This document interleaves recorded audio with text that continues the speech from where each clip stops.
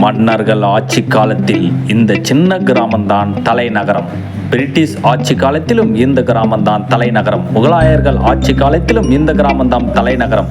மன்னர்கள் ஆட்சி செய்த காலத்திலும் இந்த கிராமம்தான் தலைநகரம். ஏன் கடவுள்கள் ஆட்சி செய்த காலத்திலும் இந்த கிராமம்தான் தலைநகரம் என்பதற்கு சான்று 9 சித்தர்கள் தவம் செய்த ஆற்காடு.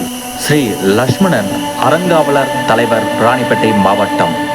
டேவிட் பென்ஸ்பாண்டியன் அவர்கள் ஆற்காடு நகரமன்ற சேர்மன் அவர்கள் தலைமையிலும் ஸ்ரீ கைலாசநாதர் காமாட்சி அம்மன் கோவிலை தொடர்ந்து 9 கோவிலை பராமரிக்க, பாதுகாக்க, திருப்பணி செய்ய அறங்காவலர் குழு தலைவியாக பொறுப்பேற்கும் புவியரசி ஜெகன் மற்றும் வேணு சுகுமார் அவர்களை வாழ்த்தி வணங்குகிறது இந்த ஆற்காடு மக்கள்.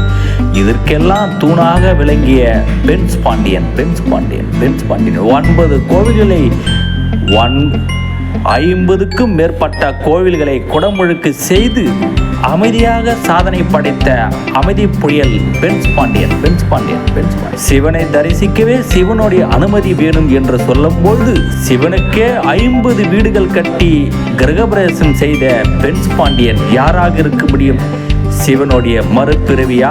இல்லை சிவனுக்கு பாதுகாவலர் இருக்கும் நந்தி போல் இவரும் சிவனுக்கு இந்த கலியுகத்தில் நந்தியாக அமைந்திருக்கிறார் என்பதுதான் தெரிகிறது இந்த பென்ஸ்பாண்டியன். அவர்களை தொடர்ந்து புவியரசி ஜெகன் திருப்பணியை செய்ய இன்றிலிருந்து தொடங்கியுள்ளனர். ஸ்ரீ கைலாசநாதர் காமாட்சி அம்மனின் கோவிலை முன் கோபுரம் ராஜகோபுரம் கட்டுவதாக முதல் தீர்மானமாக பென்ஸ்பாண்டியன் அவர்கள் மூலமாக புவியரசி ஜெகன் மற்றும் வேணு சுகுமார் அவர்கள் இவ்விழாவை சிறப்பாக செய்து ஸ்ரீ கைலாசநாதர் காமாட்சி அம்மன் கோவிலை ராஜகோபுரம் கட்டுவதாக இக்கோவிலில் சிவன் முன் தீர்மானம் நிறைவேற்றப்பட்டதாக தெரிகிறது.